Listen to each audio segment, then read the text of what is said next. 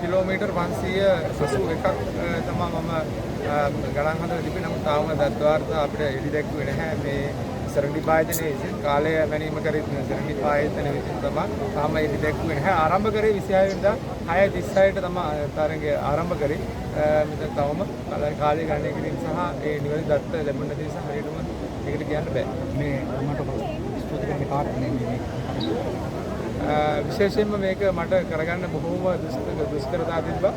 ඒකට හේතු වුණේ ආර්ථික වශයෙන් ලංකාවේ ගත පස්සේ මේ වගේ ක්‍රීඩාවකට ඉදිරිපත් වෙන්න අවශ්‍ය පුද්ගලයන් හිටියත් උන්ට ආර්ථිකමය වශයෙන් ගොඩක් අපහසුතාවයන් තියෙනවා. ඒ ක්‍රීඩා මාධ්‍යංශයේ පැත්තෙත් මම හිතනවා ඊට වැඩි ඒ කියන්නේ අවධානය යොමු කරන්න නම් හොඳයි කියලා. මොකද මම දැනුවත්වත් මේ වගේ ක්‍රීඩාවල වලට සහභාගී වෙන්න කැමති ගොඩක්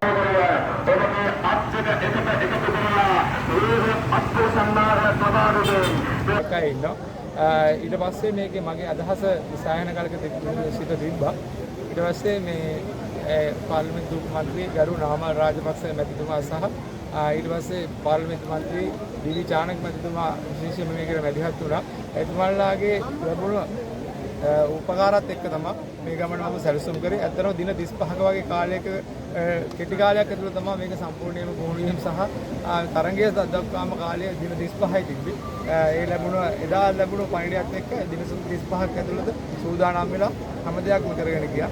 ඊට පස්සේ මේ අහම්බෙන් වගේ මම ක්‍රීඩා අමාත්‍යාංශයට ගියපු වෙලාවේ එතන හිටපු නියුට්‍රිෂන් ડોක්ටර් උපුලි මට සම්බන්ධ කරලා දුන්නා ටික්ටොක් කියන නියුට්‍රිෂන් කරන සමාගම.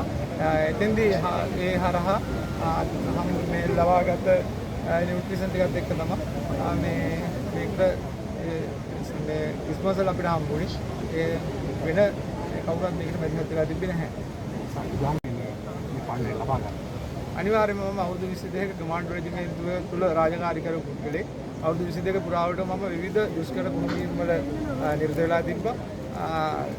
දේශීය සහ විදේශීය හැම භූමීමක්ම කරලා තිබ්බා.